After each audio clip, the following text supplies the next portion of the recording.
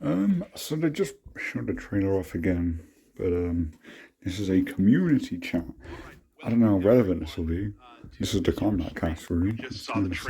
Again, and I am here, Nothing was going on, and also Mortal I Kombat figured 1. we Great to can see everyone. discuss I some can't leaks. tell you how much we've been chomping at the bit to tell you about this game. We've been holding on to so much information that this is really kind of the beginning of a very dense campaign where we will be giving you all the information you want to know about Mortal Kombat. And I guess we're just kicking things off right here. And we just saw the trailer. What is your favorite part of the trailer? First time I saw it, goosebumps. What really got you? My favorite part of the trailer. Okay, yeah, boring shit.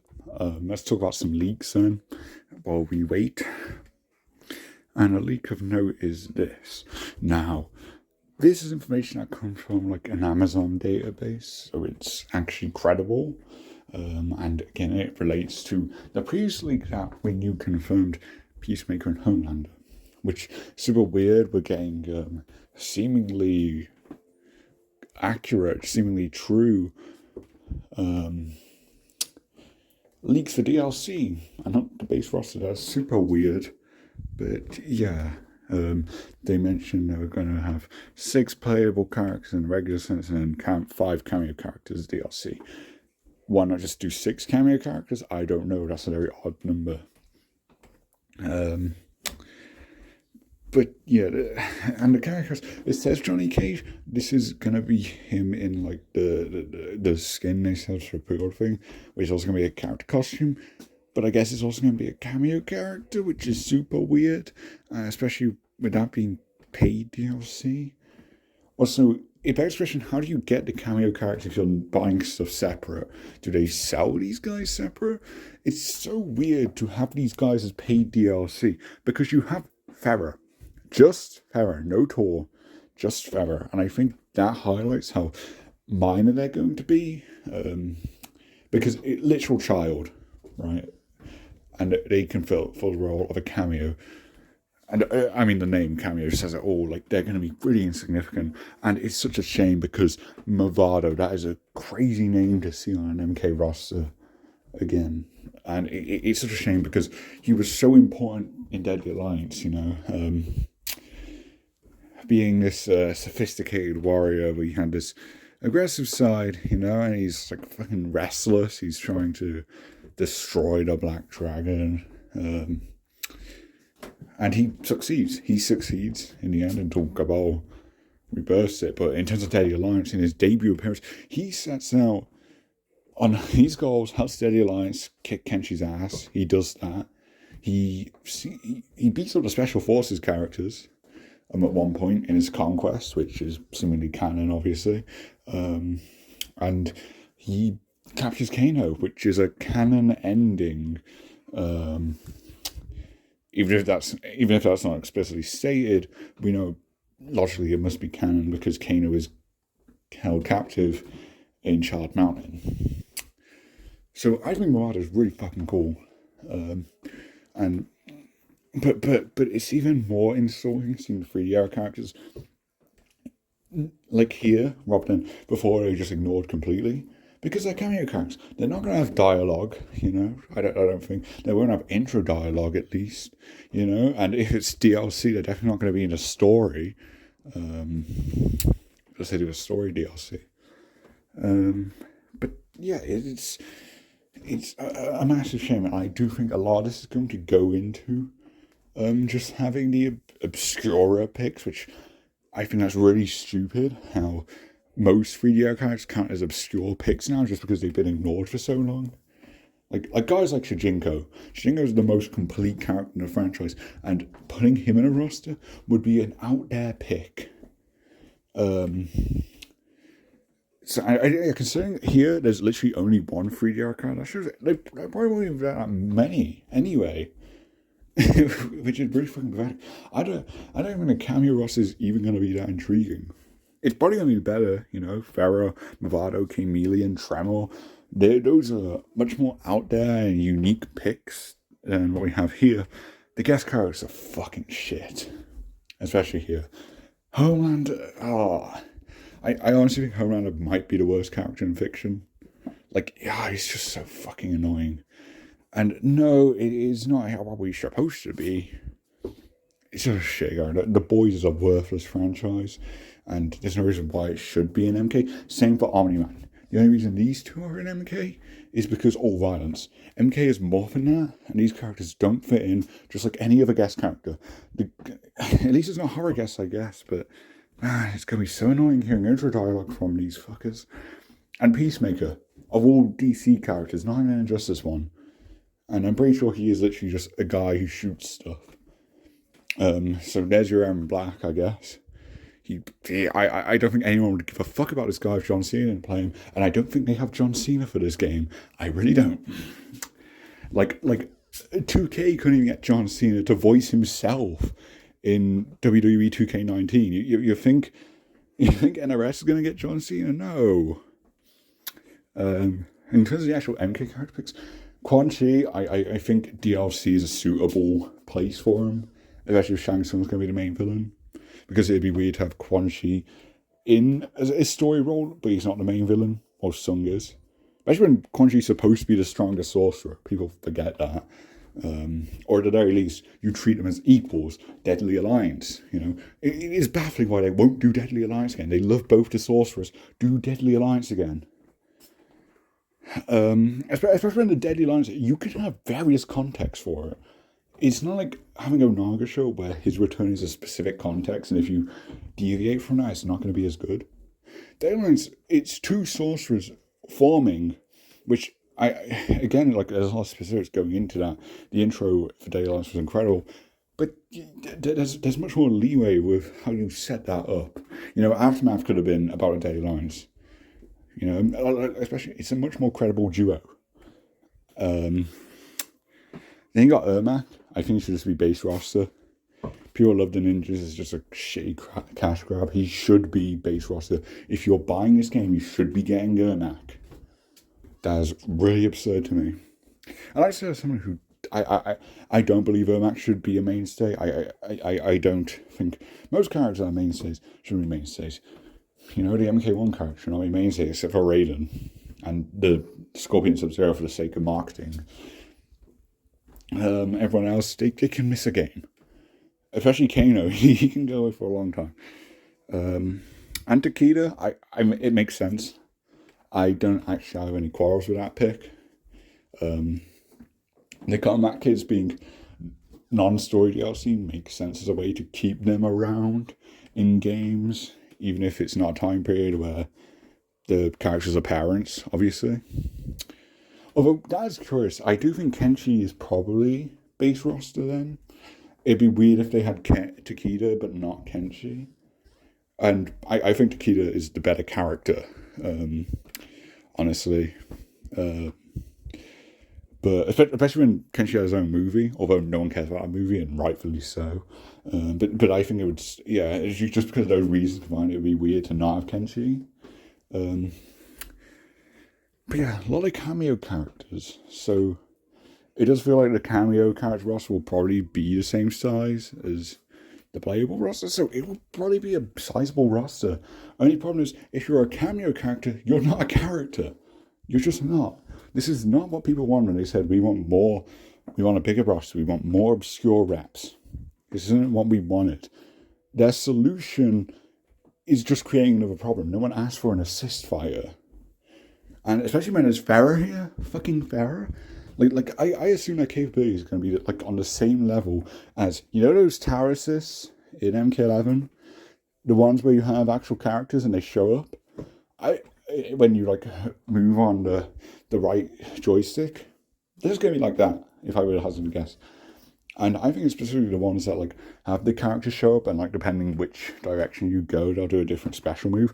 I don't even think they've invented like this system so much that will even deviate from just regular consumables like that.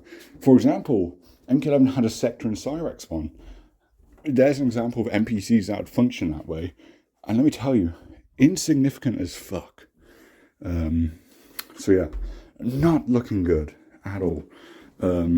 Cool to see, like the character with exception of Johnny Cage, because that's just stupid. what a great selection of characters, you know. The only problem is they're cameo characters, so it doesn't matter.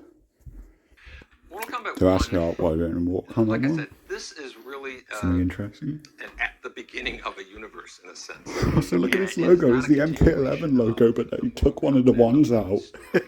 So Luke, That's so bad. Again, the characters have completely different roles in this new timeline, and we really wanted to kind of punctuate that, really, Different really roles. emphasize that with our title. So this is Mortal Kombat 1. It is a brand new beginning.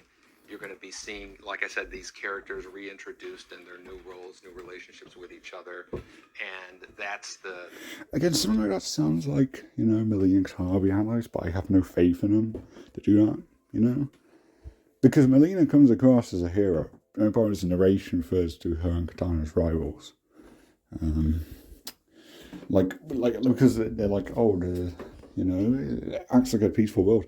And then they show the evil of Shang Tsung. So Melina's kind of portrayed as a hero there, which I like. She should be. She should be allies with Katana. Their rivalry is pointless. Most people agree with that. That is not a hot take. So I hope that's the case, but I doubt it is. If it is the case, then great. If that's what's going on, then that 100% justifies Melina becoming a mainstay character. If she's still a generic villain, then no, she's a waste of a slot. main catalyst for calling it Mortal Kombat 1. And Yeah, very you know, vague. I Liu don't Kang actually being will get new a big information part on of it. this game, obviously. Talk a little bit about the cover. Yeah. You know, Scorpion and Sub-Zero have always been, you know, the poster child of Mortal Kombat. You know, they're... No, they have not, Ed. For the NRS ones, maybe, but I think you're forgetting your own history a bit there. We used to have the Dragon logo, you know? Arcade cabinets, you had Johnny Cage on the side one, you had Quan Chi on the side, and Mortal Kombat 4 one. Scorpion and Sub-Zero have not been the poster childs until the NRS ones with that on the cover all the time. It's called a Liu Kang's Finally on some box art. Like it's their best cover, it's the most colourful one. So I'm fine with the cover. Putting aside the fact that I hate Fire God Liu Kang as a concept, but aside that fact, I think it's a very good looking cover, really, for NRS standards. But yeah, no, that's just another plain lie from this fucking clown. Oh my god. But yeah, like even Deception, you want to look at the covers. You want to look at the marketing mascot for that game. It was Baraka. Baraka was more popular than Scorpion. Just saying. And then you had the collector's edition, which, yes, they had Scorpion and Sub-Zero on the cover, but there was also a variant for Baraka, Melina, Raiden, you know? Like, it wasn't until MK9 where it was literally just Scorpion and Sub-Zero. Then MKX, it was just Scorpion. Then the XL version was just Sub-Zero. Then MK11 was just Scorpion again, you know? Like, that was not a thing until MK9. They're the most recognizable characters, but because this is Liu Kang's universe, we really wanted to mix things up. The color scheme in our key art is different.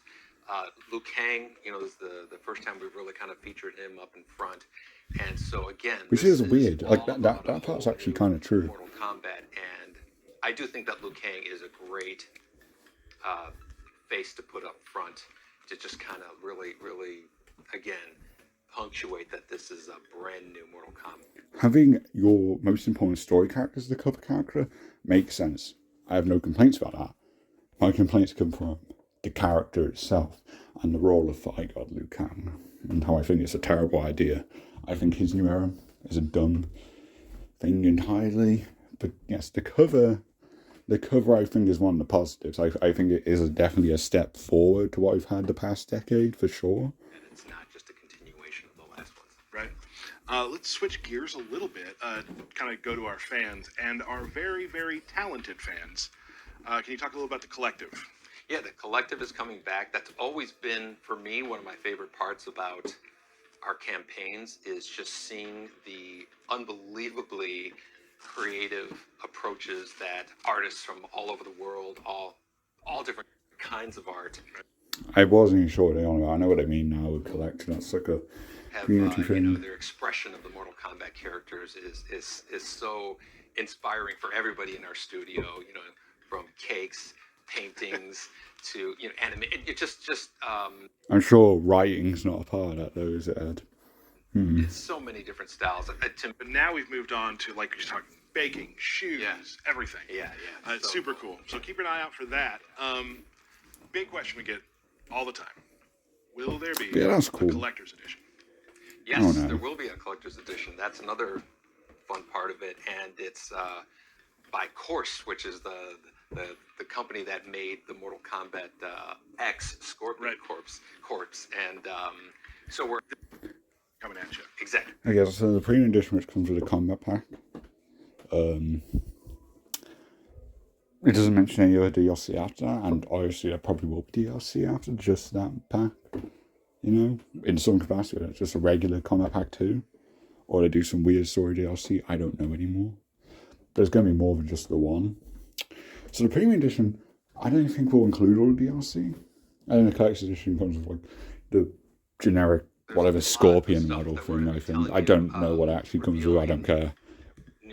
Our new gameplay mechanic, the new game modes, our new gameplay mechanic. A single one. A single new mechanic. I think that means Kanye goes, what does game modes mean? Because I don't trust them to know what an actual game mode is. Because this is NRS, they think Tabs of Time counts as a game mode.